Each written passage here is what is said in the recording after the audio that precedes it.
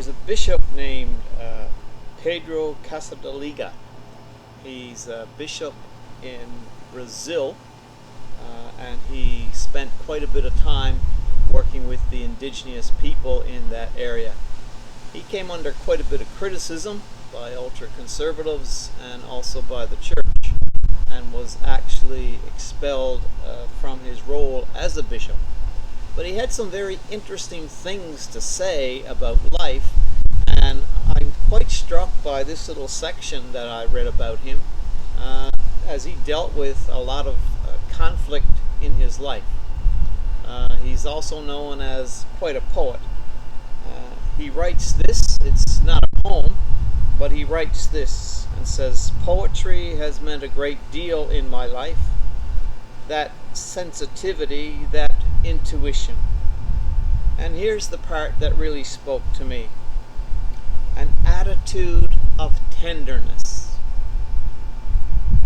He writes, an attitude of tenderness before nature, before all things, before people, before pain, before weakness, before pettiness, at times and under circumstances of exaltation also. He then says he believes that poetry has been more for him than just a hobby.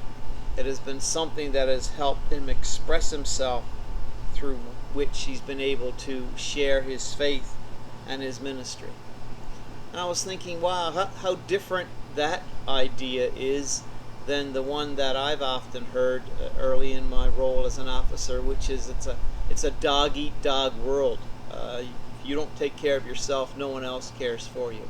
This whole sense of striving and fighting and lying and cheating to get ahead, which seems to be not such a terrible thing anymore in these days.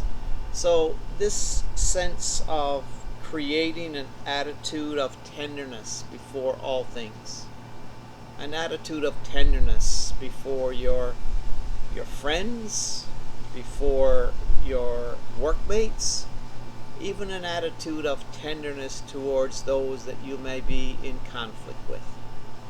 I think it's the example that Jesus gave us, and I think it's something that we need to hold on to today, especially as we move back into the society that we were expelled from for a short time during COVID.